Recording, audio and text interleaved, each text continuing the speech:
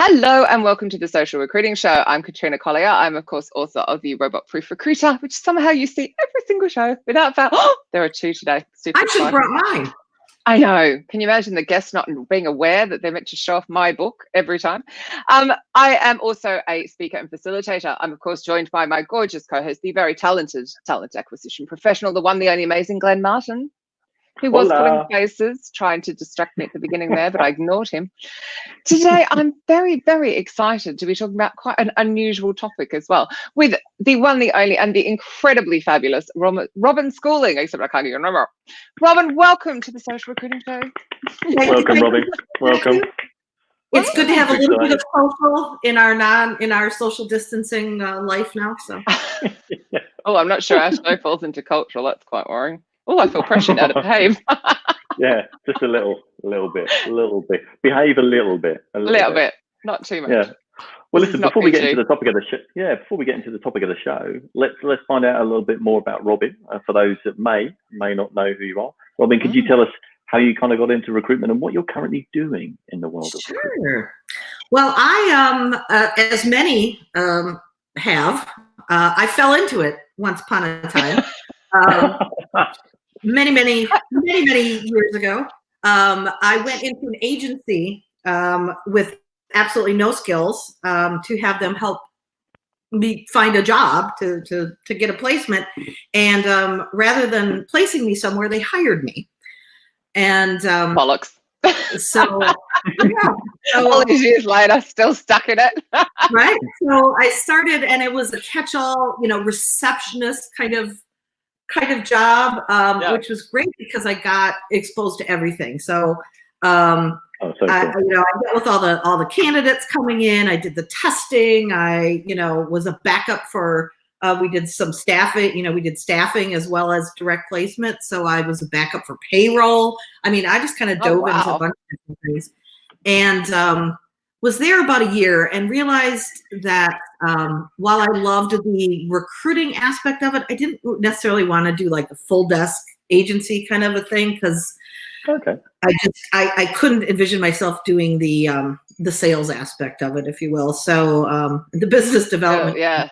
So I left and I went into an HR department at a bank, and started there again, sort of a administrative position, but after a year moved into in-house recruiting, and never looked back then from that. And so over the course of my career, have gone back and forth from in-house recruiting and in-house recruiting leadership roles to straight on HR, HR director, VP of HR roles like that. So of course, recruiting always fell in my domain, but I probably 70% of my career has been HR and 30% in-house recruiting.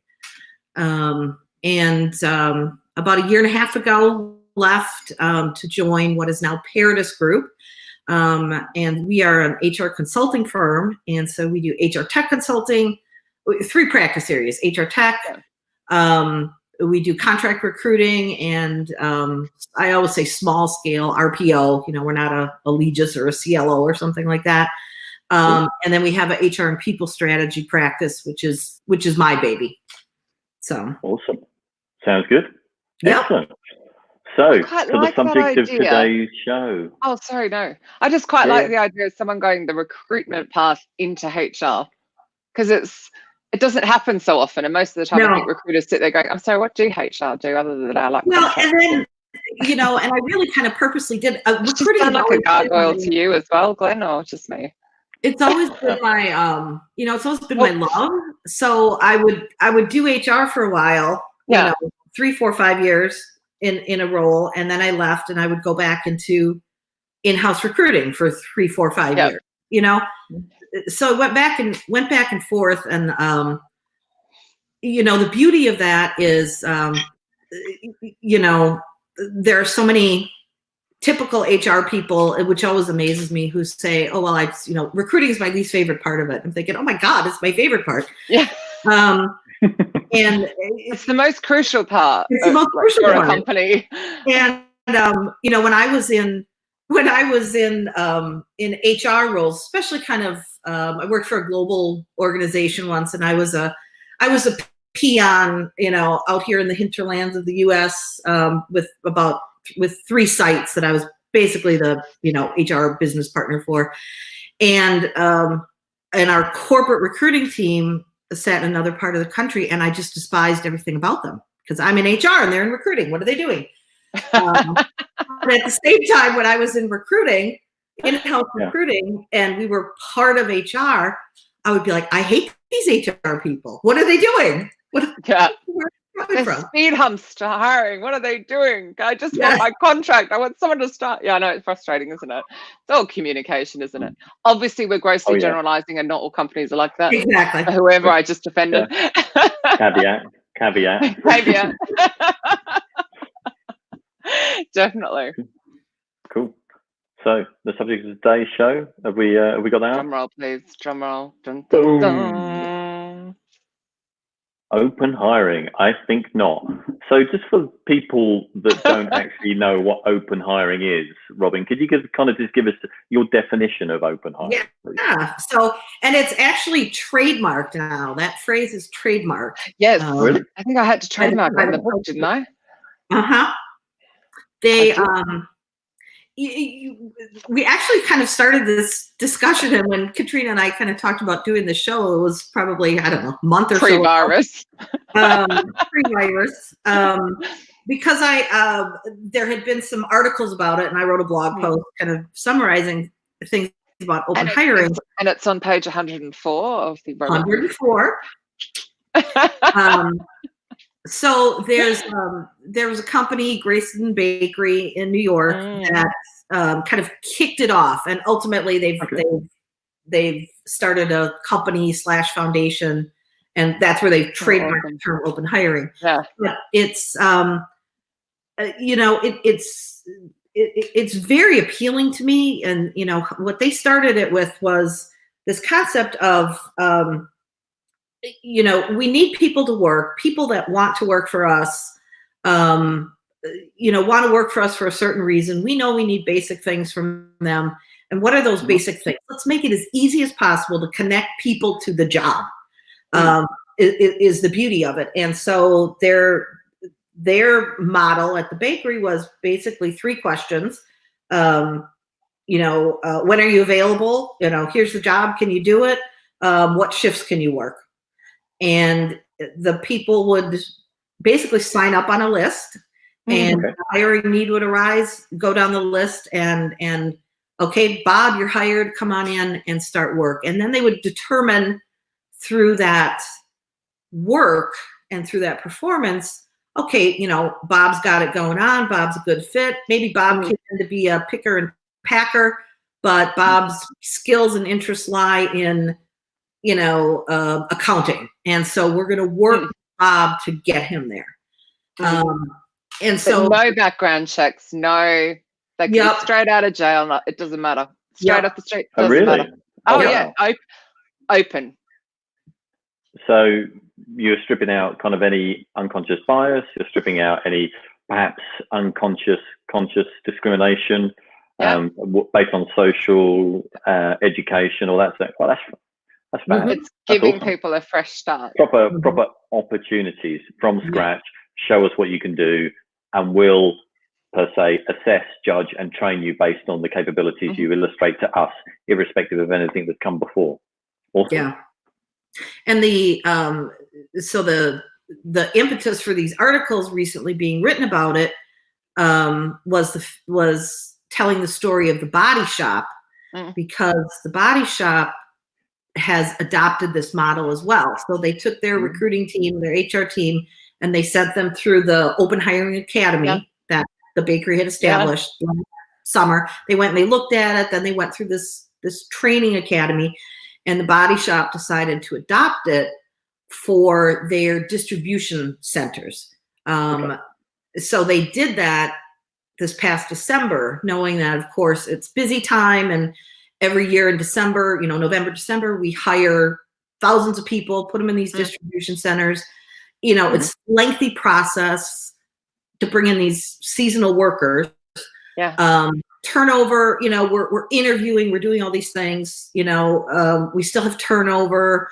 We're still churning through a bunch of people. Maybe there's a better way and a less complicated way. So the Body Shop tested this out over this past holiday season, and I don't have the exact numbers in front of me here, but you know, they measured the impact of it. Their turnover of this group of people that they brought in through open hiring was down dramatically. I mean, it was down like 30-40%. Yeah, because you can imagine what it's like. Like a lot of the criminal convictions here in the UK are things like driving offences. But if you're honest and you tick the box and you say you've got a criminal conviction, you don't get a start. So it's like people get a start and then they're loyal. Jeremy Roberts, I don't even know if I want to pull this question in. It's such a curveball of a question. Okay, so one, you're assuming that we end up at this percentage. Hopefully it won't happen. But Jeremy, will companies still feel the need to do this? Oh, no, sorry, hide, wrong one. This one, sorry. Well, with 20 to 30% unemployment, will felons still get these types of opportunities? Tricky, Jeremy, tricky. Plus, you're expecting the worst here, that we're going to go to 20 to 30% unemployment. Well, you know, I think that's I'm hoping we're not. That's a it depends answer, really, I think. Because I think the companies that were embracing this model or this concept, you know, you look at the work that Smart Recruiters has done, right? With, you know, bringing disenfranchised job seekers into the process. Companies that have embraced that anyway, let's give people a chance, they're going to keep doing it. I think potentially the companies that were on the bubble, you know, you maybe had a champion in recruiting or HR or even a leader that said, hey, let's, you know, let's give people a chance. Can we throw out convictions? Can we throw out whatever? They may take a pause now because, oh, well, let's get out the end of the Rona here and see what the job seeker market looks like. And, you know, maybe we'll revisit later. I think, that might happen. Yeah, maybe. I guess it's curveball question. To Jeremy's point though, I think just and to add to what Robin was saying there is sometimes I think it might be industry specific as well. You know, it's kind of, I think there's a number of sort of things to kind of consider within that, but ultimately kind of fair and open competition when it comes to employment should be something that every company adopts, irrespective of the times they're in, you know? Well, and I think, you know, it's in the US here, as with so many things, you know, sort of this slow trickle of change around that, because certain states have, over the last couple of years, have instituted ban the box legislation where you can't even ask, ban the box, you know, an applicant. But even in those ban the box states, or for certain industries, yes, there are sometimes when this concept may not work, or the full concept may not work. You may, of course, but for many jobs, right? You know, because again, if you've got a criminal conviction for driving too fast, which is what the majority of men here in the UK especially have it for, it seems crazy. But you know, I get that some financial institutions certainly wouldn't like it. If someone's got like a, you know, I was a hacker or something. I guess some heavily regulated industries might struggle with that because they're then kind of subject to regulatory oversight from, you know, FCA, you know, et cetera. But I think to your point, the open hiring principle is really to try and strip out unconscious bias and perhaps unnecessary boundaries, hurdles to employment, and maybe some historic benchmarks. So, i.e., the old, if they don't have a degree in this particular field, therefore they can't, you know, kind of develop in it. If we can kind of get to a point where the open hiring principle is applied, I think that could be really exciting. You know, hiring on the basis of future capability, you know, ability to learn really quickly, and then use that learning in a practical commercial environment. You know, that's probably more valuable than having a degree. So idea. One of the things we were talking about, like the fact that in just can you tell it's Friday? Such a short period of time. Apparently it is. I actually know it's Friday, weirdly. I'm really not struggling with the adoption, strange after 10.5 years of working at home. You know, pipeline deferred or not, still busy. But we were talking about how pre-corona versus it's already here amongst us. It was that open hiring was almost a thing, but now actually like an ideal almost. But now it's actually tons of companies. I know here, certainly, we need people to stack our shelves, so they're just taking them in. Are you having a similar, because we were talking about this, weren't we? Yeah, so I've been curious about that to see how that's playing out, because in my mind, I'm thinking, yep, this is the perfect time. There's companies can, you know, streamline their process, get people in. Yeah. You know, we've got, you know, Amazon hiring 100,000, and I was looking at a list this morning. Of course, you know, same as it is around the world, really. You know, what are the essential businesses? So, you know, your grocery and your delivery and your pharmacies and that sort of thing. Apparently here it's wine shops and licenses, which I find kind of shocking. But apparently, but we can buy that at the grocery stores here, so that's fun. Oh, we can as well. Okay. And there's still, but they're all shutting it. We've got 8 to 8 now. A lot of the supermarkets, so that they can restock the shelves, because people amazingly are still panic buying. Anyway, so I looked up, you know, and there's tons of companies. So I just picked one at random, which was CVS, because CVS said we're hiring, you know, 50,000 people. 50,000. So CVS, for those that don't know, is pharmacy, right? Pharmacy. Right? So we need them to pharmacy and retail, you know. So I thought, okay, well, let me go and see if I can find a job at CVS.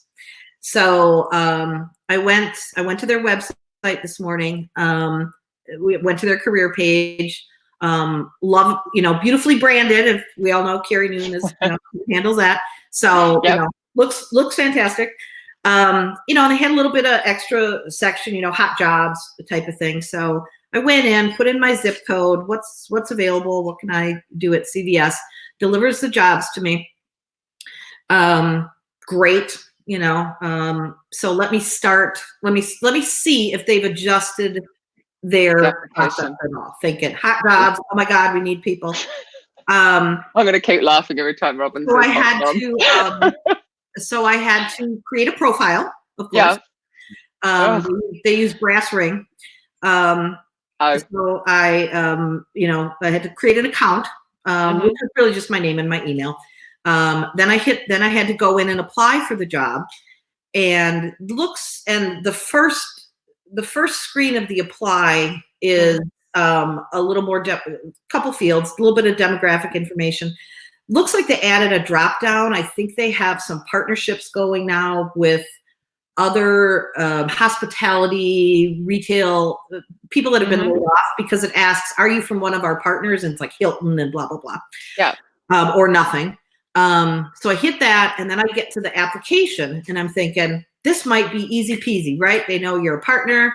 It might be, I've already picked my store that's down the street from me that I want to work at. And then I hit the application, and again, props to them, candidate experience, being transparent on your application. So they have at the top of the application, this will take you an estimated X amount of time to complete. Right. Okay. It's still 26 to 30 minutes. So I don't laugh. I don't last more than about 5 minutes. And there's a drop off. I'd love to know what their drop off is. Here was an opportunity, and maybe they're working on it. We don't know. But I thought, man, if that would have been one of the first things I would have fixed, is here. Oh my God, we need to hire quickly. 50,000 part-time and temporary people. Why is this need to be this 30-minute application?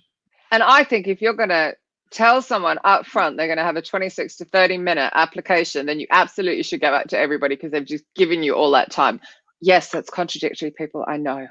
Yeah. But wow, expect that of people to get through an application. Yeah. Do you think they're front-loading it a bit, Robin? So that if they front-load the application process, then perhaps the interviews need to be shorter, quicker, and they can make a decision quicker. But perhaps not telling people that. So if you put in the effort up front, we'll make the interview and offer process really quickly. But what you've just described is people think half an hour at this stage, what's the rest of it going to be like? Right. Yeah. That's possible. And then I looked, and again, they do a very nice job on their career page because they have listed, now my assumption is this is normal. This was in normal times. They have listed, here's the process, step 1, 2, 1, you'll register, 2, you'll apply for jobs, 3, a recruiter will review, 4, we'll do a screening call, 5, if you pass the screening call. So they still got all these steps listed. 5 will be a interview with the store manager, in person or video. And then 6, if you pass that, you're hired. So they have the steps listed, no time frame on them. Okay. But are they still doing that? I don't know. Why have they had such? Are there still a screening interview and then the store manager? I don't know.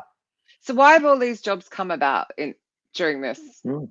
Well, I don't even know if my pharmacy is open, so I'm just a bit. Yeah, and so what we've seen here, and we went into lockdown, or not lockdown, stay at home. I think the 20th, but the announcements for schools closing and stopping gatherings and all that happened March 14th, I think, 13th or 14th. So we had started kind of the restaurants have to close, all that kind of jazz. And then we went and stayed home. And so, of course, people being people, like everywhere else, we had to run on stores and people, stockpile stuff. And then the supply chain was kind of dwindling. So deliveries, everything is fine now. There is toilet paper. But there was that initial, oh my God, we can't keep up. And so the stores were saying, they struggle with maintaining staff in the best of times. Right. Quite frankly, when you're making $10 an hour, it's like, is this, the greatest job in the world? So they struggle at the best of times. And then this hit, and these folks that they had working were just, you're there, 12 hours a day, and we're scheduling you like crazy. And maybe some of those folks get sick and can't come to work.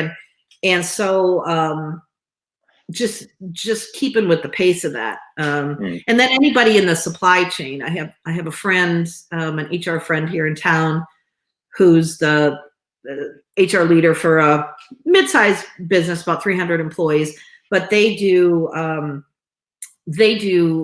produce and dairy.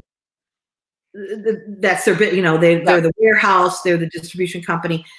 So they're as busy as ever. They're essential. Yeah, they're shipping out. They're delivering. So they've been hiring. They hire fairly regularly. They've got a good cadence going. But she told me last week, their recruiter, and they have a dedicated recruiter on their team. She had 2 days. They usually will have a group of new hires start every other week or so. Yeah. Last week they had 2 groups start on 2 separate days. So they're hiring like crazy. Yeah. We have a big problem here, and it would be interesting to hear whether your border's been shut. So obviously nobody is moving across Europe because we're all in lockdown, which actually sounds quite similar to what you're talking about anyway. I think you are actually in lockdown. And if we don't get fruit pickers, we're not going to have any fruit. Like the country is going to be out of, because they're not. And it's like, do we go get them and fly them in? And this is a bit like what's going to happen post-Brexit anyway, because they're with the new system, they're not allowed to come here, and they're not allowed with the new point system, which has already been introduced. So we're actually seeing what's going to happen if that stays, if Boris doesn't change it. So are you having similar issues? Because I assume you have a lot of seasonal workers as well, and you're probably ahead because you're so much warmer than we are here in the UK. Yeah. Like about 30 degrees. One of the stories that came out here locally last week, a week and a half ago, perhaps, is so here in Louisiana, it is now crawfish season. Right. And so crawfish and then makes me hungry just shrimp. thinking about it. Yeah. I shrimp all the time, but we're knee deep in crawfish season, which is a huge thing. And so I think 80% of crawfish that goes around the world comes from Louisiana. Yeah. And so crawfish, the crawfish farmers and processors were raising their hand about, a week and a half, 2 weeks ago, saying we don't have people to do the processing. So, it's one thing to harvest them, and then the processing piece of it is where they relied a lot on agricultural workers from Mexico or other countries to be able to come in, and that has been and it's a huge wake-up call for all of us, isn't it? Yeah, it really is. Yeah, here we are, and we're trying to go, there's USA and there's Mexico and the Canada, you're all separate, and it's same here in Europe. Well, we're not. We're all reliant on each other now because our food comes from everywhere and goes to everywhere, and big wake-up call, which isn't necessarily a good thing for the planet. Should I bring a couple of these comments in before I go on a little greenie rant? Which one? Yeah, John Rose. I like Tom's though. Can I just share? Tom? Go for it. Hi, Tom. I don't think you've ever watched the show before. I feel very honoured to have you on the show. The elephant in the room. There is disparate treatment of how minor offences like recreational marinara. Oh my God, I'm doing well. Treated. Actually, I must admit, I was ordering my CBD oil for the dog from Amsterdam earlier, wondering if it would arrive. And I have to put it through my business card because it won't go through on my personal card. It's hilarious. God knows what they're going to think when they do my accounts. Anyway, John Rose, do you really think these companies think that far ahead, Glenn? The process is the same today for the urgent needs of Walmart as it was before. Yeah, it's a good point, John. I think perhaps if they're not thinking that far ahead, then there's definitely an opportunity at the moment, right? Because certainly, as Robin pointed out with CVS, the pharmacy, if you're going to recruit en masse, you do need to think about how you might streamline that process, or else you're just going to get a bottleneck of one applicant. And then, if there's a bottleneck, then ultimately people will just start to fall away. They'll just start to lose interest. Yeah. So there is definitely when a lot of people are desperate to get to work now because they're desperate to get a salary. So somebody's faster. Right. They're just, like you said, even before. And surely with the open hiring sort of model, Robin, they had to think about a different way of kind of structuring the recruitment process, right? So they couldn't go, well, this is how every other company does it. So if we stick to that kind of guideline, then we'll be okay. You've got to be prepared to not break, but very quickly change and spin up a new model to, I guess, meet those hiring needs. So, yeah, I mean, I guess it. Go on, please. Yeah, no, but I think it's. I think once we get, once we have a little time to digest this now, or large hiring teams have the chance to kind of digest this, this is providing like the greatest living case study of what everything to smooth out our processes. I mean, it's like craziness because what we and the collective what we thought was impossible out of necessity, we're learning is possible. Yeah. In some companies, we didn't need 3 interviews to bring in Bob to work in our distribution center. We didn't. Did we really need to do this pre-hire math test or whatever? So we're probably going to learn lessons, hopefully, out of that, and because the sad reality is that so many recruiting teams and HR teams and organizations have, over time, you take what was often a simple process, person applies, person's talked to, person's extended an offer. And over time, we've added so much complexity and so many steps. And now we have the opportunity to say, you know what, let's strip that shit out. And what's the end result we need? Get people in the door, get them to work. Yeah. And it's getting them in the door because, of course, the people have choice. Right. So, and the people will still have choice. Right. And I kind of want to go back to what Tom said, because, that was an interesting comment as well, with how convictions are viewed And it gets back to that bias piece, right? Yeah. And we look at, certainly here in the U.S., the most simple little possession charge, right? I'm walking down the street with a bag of weed in my pocket. Mm-hmm. If I'm a black male, I'm going to have a book thrown at me a whole lot more than a white male of the same kind of age, sort of thing. Mm-hmm. And so companies that can kind of adopt this, do we really need to look at conviction, arrest records, or do we really need to do drug testing in some cases? I think that'll loosen this bit a little bit more too. Will be, maybe we'll be addressing some of those systemic bias issues. Yeah. And also, oh, sorry. The unexpected, and Glenn heard me talk about this earlier. I've had 2 phone calls this week with insurance companies. So, you're speaking to the customer support person, and both of them were more relaxed and more chatty. And it was a better connection between them and me because they weren't sitting in that open plan office where all you can hear is your colleagues behind you. It's very loud. They don't feel like they can just be a bit more human. And it was like such a difference in the from previous times that I spoke to them, to the point that the guy at Hiscox actually upsold me because we had such a hilarious laugh at the beginning that I actually let him go through the process. And then I went, oh, you've got a point. Maybe I should buy that. Whereas because he's at home relaxed and he just jokingly went, oh, my postman's here. I'm so excited. It's my event for the day. And I just started laughing, couldn't stop. So I wonder about things like that, whether I'll see these unexpected benefits of I don't know. And what about from a comment from me? What about from an interviewee's perspective, right? So now we're doing it purely virtual, right? So we're proving the fact that it can happen purely virtual. What if actually from an interviewee's perspective, post-COVID, people are like, well, why can't we do that all the time? That saves me a lot of time, saves me a lot of travel. We get the same end results. So we've proven that. So historically before, we've always been, we need to make that final decision in person. Right. But actually now we're being forced into a world we need to make a decision virtually. Yeah. Right. So we're proving the fact that it can happen.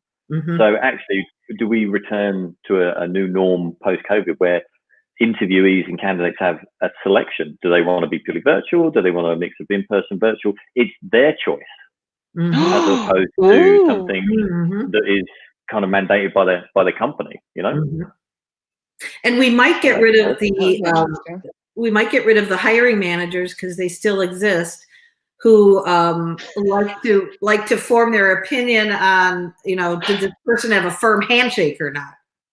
Maybe that'll go. Exactly. Yeah, I thought she was just going to stop at hiring managers then. This is the thing, it's Robin. so true, because culturally some people won't give you a firm handshake. In fact, they don't like it. It's kind of, it's that unconscious bias again, isn't it? They didn't shake my hand firmly enough. Surely there's got to be something wrong with them. You're just like, Actually, how do you infer that from a handshake? I love what you're saying, because next week we're being a bit irreverent and still having a show on Good Friday, because let's be fair, we all feel like we're on Groundhog Day and I don't think anyone's going away. So we've got Stephen Kosakow on, which I think, Robin definitely knows Stephen. He's awesome. But he's been in the situation where he's been flown to interviews. So he's had to pay to fly to interviews. They're meant to pay him back and then they haven't. So he's actually talking about candidate experience. But what you're saying, Glenn, is he could have said, nah, video interviews until the last, perhaps. To say no, so that you don't end up in that situation.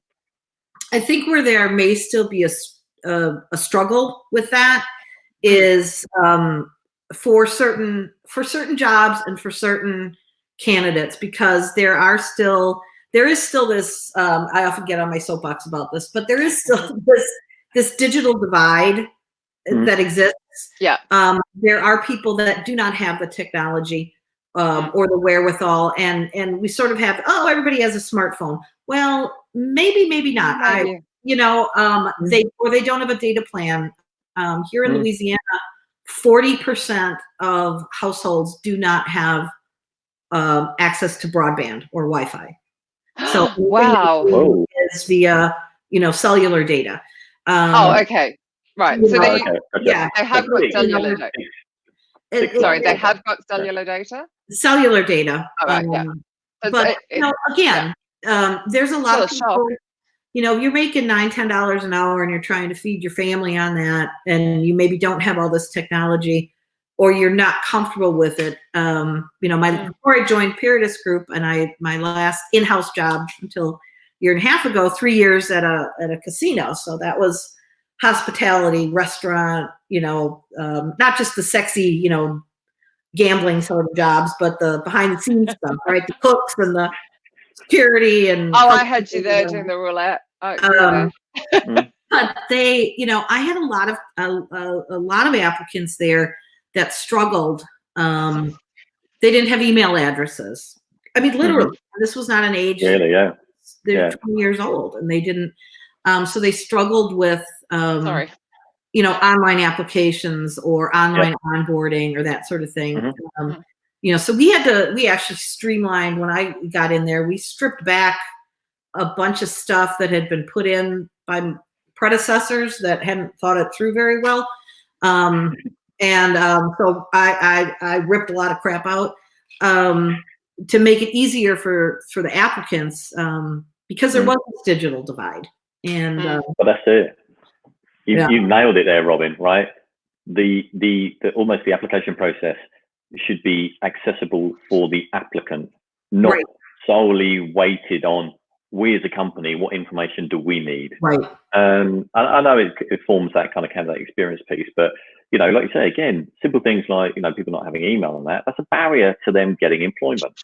And you need to kind of think about the different potential approaches that how they might need to apply and how to account for that. It's kind of it's such an interesting one, man. Seriously, needless to say, there's so much more work to do. Which will keep us very busy for years to come. Yes, it will. Yeah. It is indeed. I see a book number 2 coming out of no. lessons learned, huh? No, not out of this little Vegemite. I still I literally I hate this thing. Like, ask Glenn. He'll text me a message and I'll send him a voicemail back because I'm like, It typically, I typically get about 2 text messages in response, and then the rest is voicemail. Voice messaging. It's voice messaging. It's just like. I still hate my keyboard, but someone should do one lessons learned from this as well, because I do think it's bringing up so much stuff, which I think is such a gift. For us to see as well. So many different, interesting. And from a hiring manager's perspective, Robin, we come back to that principle of open hiring. There is a real mindset shift there, and a different leadership approach that's required for open hiring, right? I mean, I don't know, big question. How easy do you think it is to train leaders to be ready for open hiring? I don't know. I mean, is it, Yeah. Is there an answer? I think, well, you almost have to start from,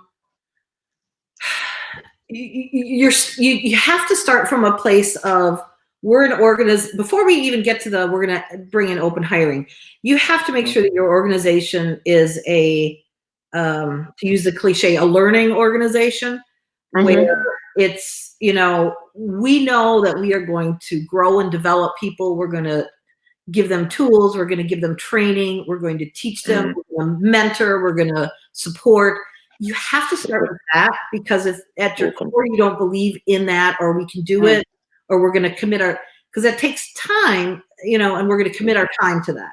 You have to have that in place first. Yeah. And then you can go to the open hiring piece, because then you're saying, you know what, we're going to get people in. And we're going to assess their skills, and we're going to see what their interests are, and we're going to develop them. Yeah. And there has to be the time to develop them, and the willingness. Yeah. So Emma Freivogel, who we had on from Radical Recruit at the beginning of the year, she was our first guest, and actually we're going to bring her back in soon. She doesn't know that yet. I haven't told her. But anyway, you should probably tell her that. Anyway, but she was talking to me about, so she is all about getting people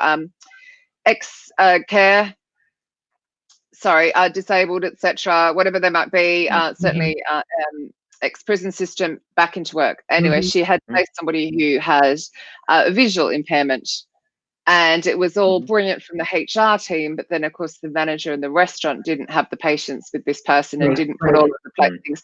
So it was all a lack of communication, a lack of readiness, a lack of patience. Right. And that was really frustrating because of course this man was heartbroken. He was so excited to be working there, but then absolutely. Back to Robin's point, right? You know, the other sort of organizational readiness piece is okay, we're a learning organization. It also has to be an organizational culture that views it as what's good for one is good for all. What we're looking at is the good of what's for the good of the organization. Yeah. So that you get out of this model that so many companies have of bringing somebody in. You know, here's the typical, right? I'm Bob. I've been hired as a customer service rep. But my goal is to really work in marketing. But I'm in this organization that tells me I have to be in my position for 12 months before I can even apply internally. And then even when I apply internally, my existing manager has to approve that I can be released. You see that a lot, right? If you're gonna have an organization that believes in open hiring and growing and developing people, you also have to throw away the sort of siloed mentality, and managers have to understand Bob is a great employee and I love having him on my team, but he'll be better for the organization if I let him move to the distribution center or whatever. Absolutely. That kind of internal mobility, right? So exactly. People, you know, it's really about what's good for the business and the individual and the business, as opposed to a hiring manager going, I want the best team. Right. Right. I'm going back a weeny bit just because this is really sweet what's been shared. So Jayshree is actually in India, and she and I were actually chatting on a video chat and having really serious technical issues. But this was quite interesting as well. So what she'd written before was that candidates often prefer face-to-face in a video call. And then some of it comes down, of course, the struggle with their English language, and they feel much more relaxed in person than on technology. That's a really interesting point, but I just not thought about, so I just wanted to share it in case someone else had not thought about it. Because I think as well, when you're so comfortable yourself, I mean, I've been doing this show for like nearly 5 years or something. I don't think twice about it. Rather jump on this than be in person. I'd expect the same of others. I think there's an education piece there, isn't there, for hiring managers who are interviewing to say, look, first and foremost, if there are technical glitches, that's going to make the interviewee nervous straight away, right? So you need to almost pause the interview, try and reset that, and then continue. And if it continues, then you stop the interview and you go, look, clearly this is not going to be great for you. It's not going to be a great experience for both of us. Let's reschedule. Let's be patient and think about it. And equally, hiring managers have got to go into a video interview not expecting everybody to be really familiar with it. So if you spend a minute or two just context setting, making that person feel at ease, that's your responsibility as an interviewer, right? You've got to set the right environment for that person to really. So you're talking about like the walk from the foyer to the meeting room. Exactly that. Yeah. Exactly. We don't, do we? We just in. But that's the most important piece. Or, it's kind of, or not the most important piece, but it's a bit where you get to relax people. Sorry, I'm so rude. Okay. I read the comment while Glenn was speaking. I'm so sorry, but it was just too funny because I'm like drowning under my fringe. Sorry, Glenn. That's an interesting point, Katrina. The part that we miss, or that we potentially miss with virtual interviews, if it's going to be virtual remote working employee, that's one thing, right? Who cares? Virtual all the way. But if we're hiring for somebody to be on site, and we're interviewing only virtually, and then, but then they're going to report to the office, the piece that we miss, which is important, it's important to me, as when I've been a job seeker, is how do we have to find then a way to give that candidate the feel and the vibe of the office. The office. Yeah. Because they're missing out on that. Oh, what is it like to walk down the hall? Oh, it's deathly quiet. Oh, what a bunch of humorless, No, I not going that actually, it was spring where Glenn and I met, like 2004. I must have been interviewing with them, I think. And No, I was there 5 years and I left 2009. Whatever the maths works out at, anyway. But the not being shown the office, and to be honest, if I'd been shown the office, I might have said no. I wasn't. I was shown like the meeting room, which was all wonderful. And then there was the office. I mean, even just that has changed, video or not. Yeah. The people wanting to see will show me the environment, which I think is actually really cool. I can't believe we're out of time. Good. Oh, really? I know. Well, we do 45 minutes ish. What about the? Oh shit! I always forget. Oh man, mine's in the other room. Huh? Yeah. Mine's in the other room. Yeah. Oh no, it's okay. So we are to help out. This is my little way of helping out. I'm giving away copies of the Robot Proof Recruiter. So if you see one of my updates saying tag someone you know who has been made redundant or furloughed, but you have to write something good about them because we want that person to feel a little bit better. So, but I put all the names that have been listed so far in a drawer. We did the little thingo, and the 2 names that came out are. Oh, that was really lame. Jocelyn Kimbrough. Sorry, I'm Australian, can't pronounce it. Oh, here we go. I can't. It's like, it's impossible. I don't know how, actually I can't pronounce either of them. I know it's Jocelyn Kimbrough. I don't know. Anyway, Renee Goforth. Goforth? Can't even read my handwriting at this point. Jocelyn and Renee for the pronunciation. Jocelyn and Renee, anyway. Fantastic. I just can't. Every time I'm well, congrats to you both. Well done. And, so, yes. I just think it's very important. Awesome. Give it back to the community. And we'll be doing that next week as well, Katrina? We shall indeed. So people can tag. Tag just in case it sounds really conceited, I do actually have to purchase my own copies, and the royalties go to Hope for Justice charity, so hence I go on about it so much. Robin Schooling, I believe you also have it's a podcast, isn't it? Because I've been on it. Yeah. I've forgotten the name of it though, because I'm having Friday afternoon brain fog. Where can people find more Robin? People can find Robin all over the place. Google Robin. So so my blog. Now, where's the podcast? I've forgotten the name. Drive Through HR. Drive Through HR. Drive Through HR. So we celebrating 10 years this year. We go live. So we do live as well. We just do it old school on the radio. And we took a little break over the last couple of weeks, but we did a Tuesday show this past week. We did a show last night, a live show. We've got Jerome from Smart Recruiters is on with us next Wednesday, I believe. So generally Tuesday, Wednesday, Thursday, lunchtime, US lunchtime. And then we've been throwing in a couple of evening shows here now to kind of keep people together. That's awesome. When we're all napping over here. We're all snoozing and missing it. Oh, oops. Where did she go? Oh, I lost my time goes and she's off. Right? Anyway, so while Robin's disappeared. Yeah, I'm still here now. Something we said. Next week we have Stephen Kosakow. We're dreadful. We are coming to you live on Good Friday because to us doesn't it feel like Groundhog Day at the moment? So, and actually it was too important a topic, so we slotted him in. We really wanted to talk about how you really should be treating your candidates through this. Just because it's here doesn't mean you get to drop the ball on that. So there'll be a good conversation about that. He's the head of talent acquisition and gets stunned at the way he gets treated by people, considering they could be his future team. But it will be interesting. Thank goodness we know how beautiful Robin is, even though she's still here. Can you hear me? Still here, we just can't see her. Oh, you're in the dark or something? I'm just in the dark. I don't know why. What the hell? That's one way to end the show. An absolutely brilliant way to end the show.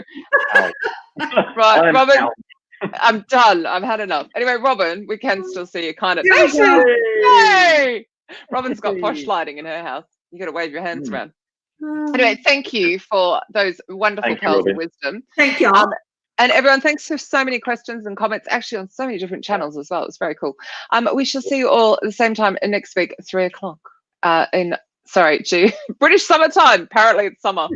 I'm not convinced. And of course 10 a.m. Eastern Daylight Time. We shall see you next week. Bye. Bye. Bye.